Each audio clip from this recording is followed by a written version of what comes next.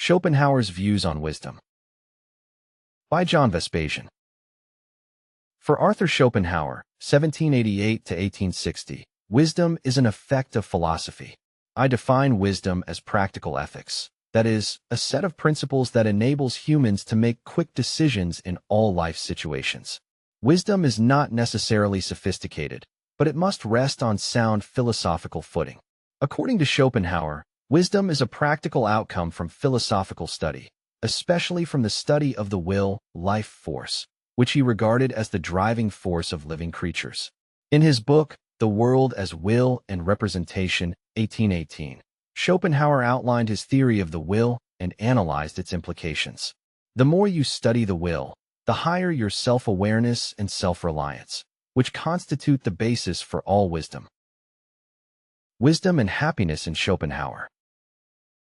Schopenhauer considered it impossible to develop wisdom without a profound understanding of the will. Why? Because the will is continuously driving humans to ensure their survival and reproduction. In addition, the will is prompting humans to seek pleasure without looking at costs, risks, and consequences. The acquisition of wisdom consists of negating the will. It is a process that starts with acknowledging the negative influence of the will, identifying countermeasures, and carrying them out consistently. Wisdom is the opposite of the will. Schopenhauer described the will as irrational, eternal, relentless, wild, and insatiable. He advised countermeasures aiming at developing wisdom.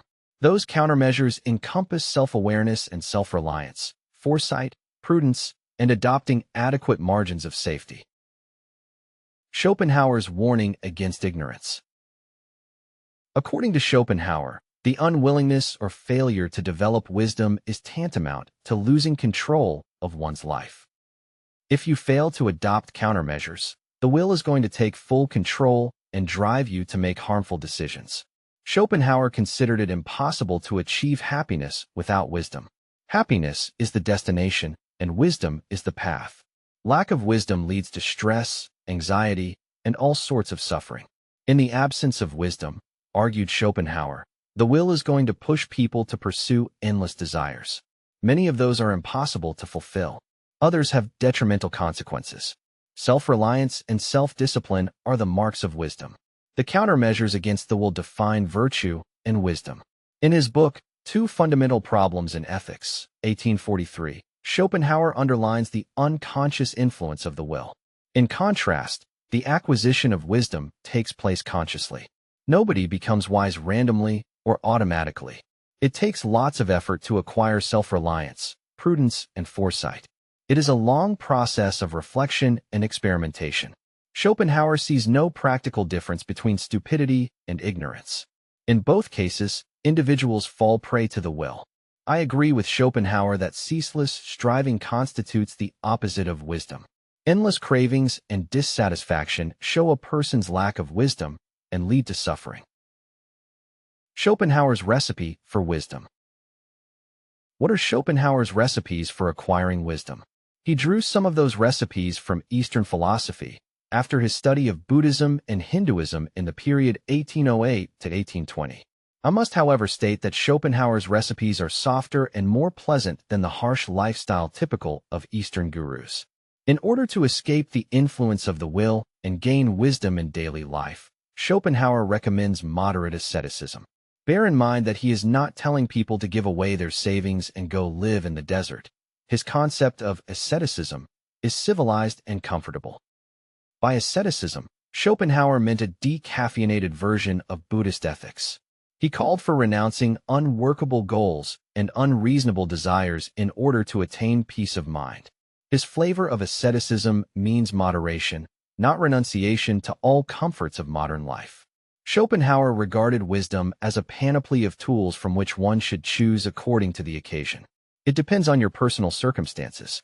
For people facing high stress, Schopenhauer recommended artistic contemplation, that is, the relaxation attained from playing or listening to classical music.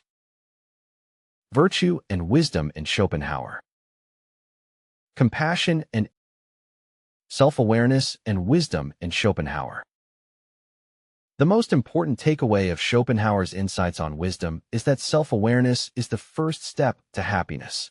It is simply impossible to fall into happiness by chance. Serendipity is not a workable approach for health and peace of mind. Self-awareness starts with grasping the passage of time and the human lifespan. Schopenhauer observed that living means progressing towards one's death.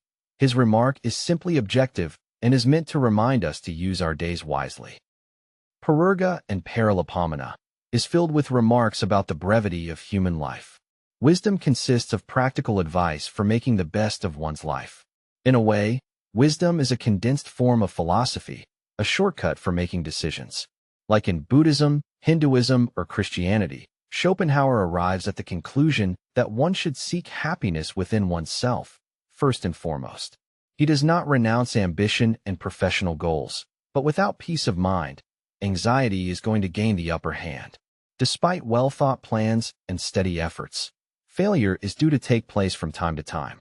Nobody can escape a fair share of frustration and setbacks. In Pururga and Paralipomena, the comparison of life to a pendulum conveys this idea. I commend you to study Schopenhauer's works because they contain the wisdom he gathered in a lifetime. There is little benefit in repeating his mistakes. His insights can be absorbed by reading his wonderful prose. If you are interested in applying rational ideas to your own life here and now, I recommend my book titled The 10 Principles of Rational Living. For more information, go to johnvespasian.com.